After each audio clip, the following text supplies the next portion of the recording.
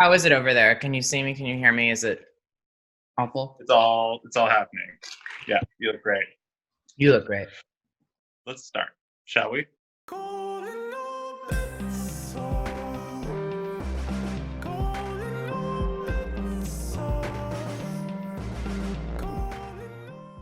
As I've become an older and more mature artist, my queerness and my sexuality feels like it's more important in my music and feels like more of a motivating factor in what I do. I'm like interested in talking to other artists about what they feel about their queerness and how it's evolved.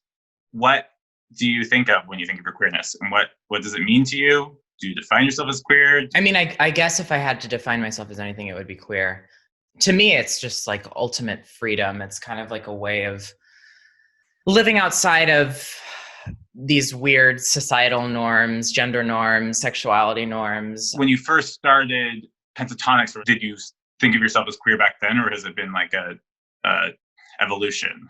First started Pentatonics. No, I wouldn't say I defined myself as queer. I just labeled myself as a gay man. I was really, really insecure, and I was in my own little shell. And I thought that I did have to live up to people's expectations of what a man should be and what a musician should be and what somebody in the public eye should be. I just felt really locked down, and I couldn't make any moves on my own because I was so afraid of what people were going to think of me. I think when I started to play with fashion and aesthetics a little bit, I think that kind of helped me to come out of my shell and explore femininity. Do you think of your music as queer music, and then do you feel like the fashion side of it helped you reimagine yourself musically?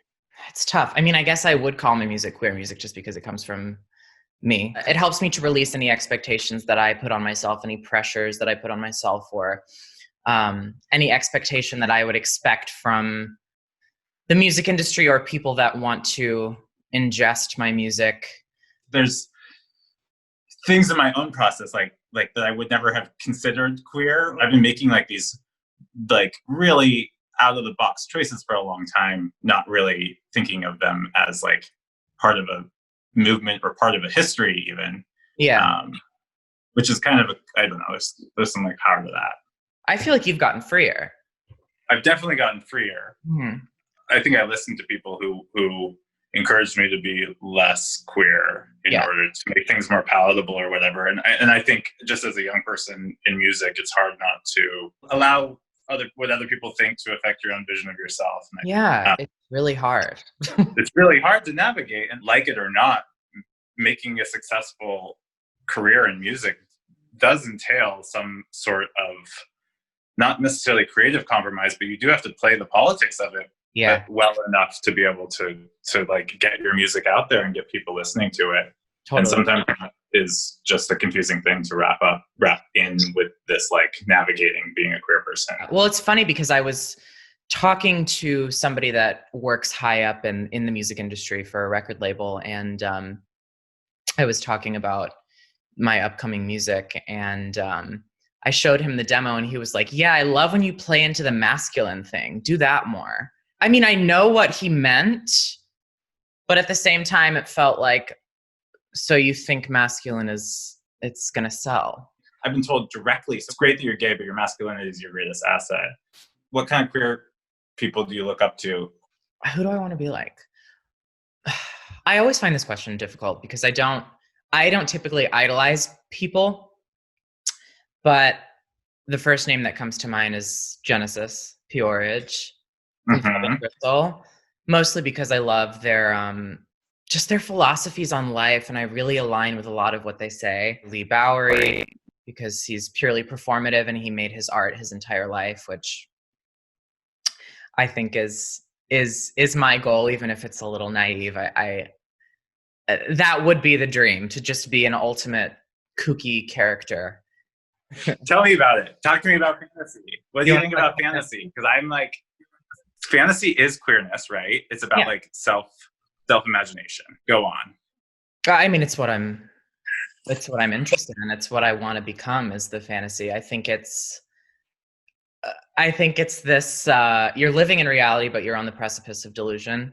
everything kind of seems sort of absurd and whimsical because it is. And I think that's how I find the joy in life too. I don't know if that's a coping mechanism or not, but I do think that life is very absurd, and I want to play into that absurdity a little bit more. I've been thinking about this so much with the protests that have been happening, which we will get to, but thinking about like the role of fantasy or the role of an artist in a bigger way, I really think is about fantasy, like, because it's about like imagining a different reality or like a potential future or whatever, and like somehow that gets incorporated into the zeitgeist. Speaking of what's next, tell me about Messer and tell me about like the stuff that we've worked on. Tell me about your vision for the next phase. Well, I love the stuff that we worked on. It's my favorite songs of the bunch. Messer is kind of the fantasy that we're discussing. I'm sort of like a role model in my head, or like my ultimate form, maybe my final evolution. It doesn't feel like a person in my mind. It feels like something to attain. And also the personification of the music that I'm creating. Messer is something to work towards. And I don't know if I'm ever going to get there, but I think I'm not supposed to ever get there. Even the imagery that you started posting feels really amorphous. Like there's a whole world without actually knowing what you're looking at. The creation of the visual world has really, really helped me in my creative process too. Right before I start writing music, I will close my eyes and envision my third eye opening.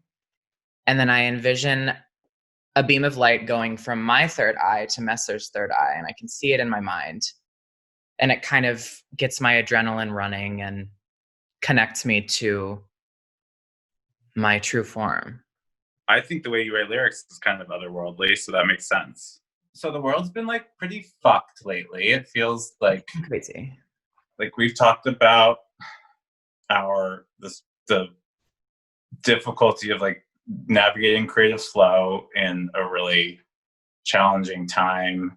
I do feel that it's sort of woken me up. I'm almost embarrassed to say that because I feel that I should know better, and I should have done my research on everything that's going on Black history, on Black oppression, in everything.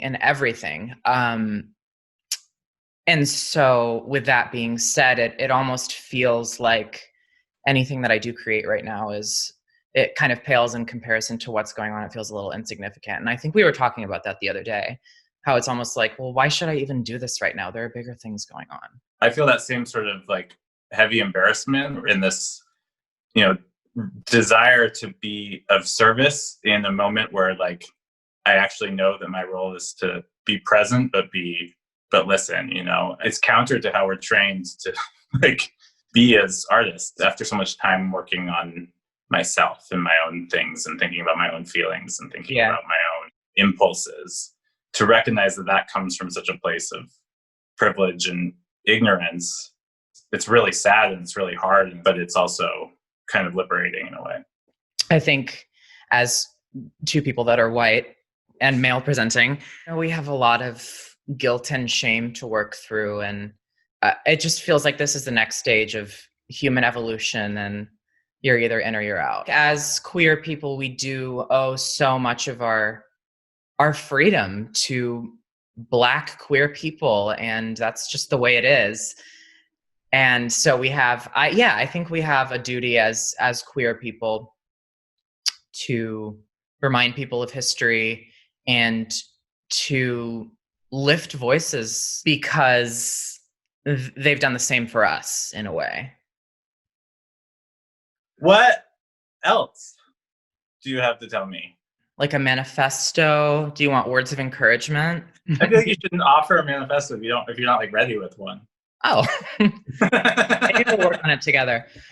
I would encourage people to learn their history and to learn their backgrounds and to learn about why they have the things that they do and why they have the freedoms that they do. And I would encourage queer artists especially to keep pushing forward, keep pushing the boundaries, because that's what people really want to see.